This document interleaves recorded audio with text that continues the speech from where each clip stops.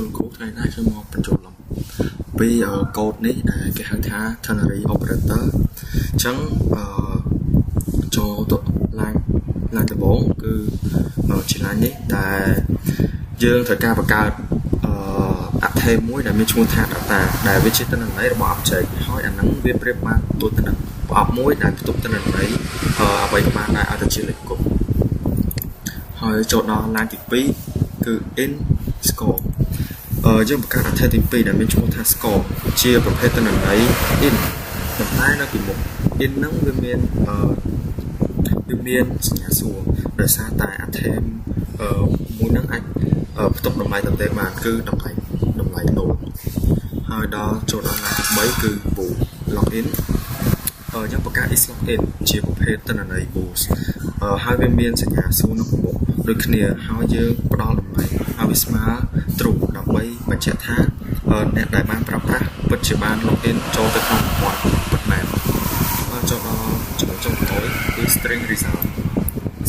នេះគឺសម្រាប់ផ្ទុកលទ្ធផលចុងក្រោយដែលយើងចាប់ផ្ដើមពីលក្ខខណ្ឌទី1លក្ខខណ្ឌទី1ការ is login ហ្នឹងពិតជាស្មើ true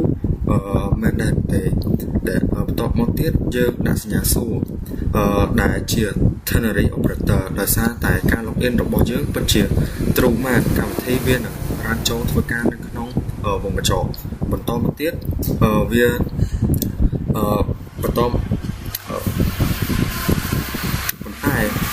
បើវាមិនពិតវិញវានឹងរំលងវងកញ្ចក់នឹងចោលបន្ទាប់មកវានឹងបង្ហាញពេចថា login require ហើយនៅពេលដែល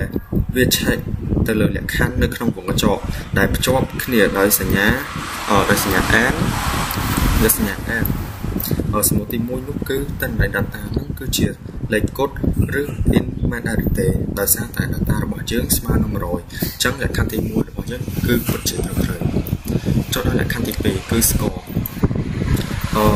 ដែលយើងយកអត្ថេ score មកប្រើដោយសារតែ score របស់យើងមិនមានបន្ទុកឬស្មើនឹងដើមសញ្ញាសួរ2ដងវានឹងទាញយកបន្ទុក60ដែលនៅខាងស្ដាំមកប្រើប្រាស់ដោយអូតូវានឹងយក60ហ្នឹងទៅប្រៀបនឹង50តែ60នឹងធំ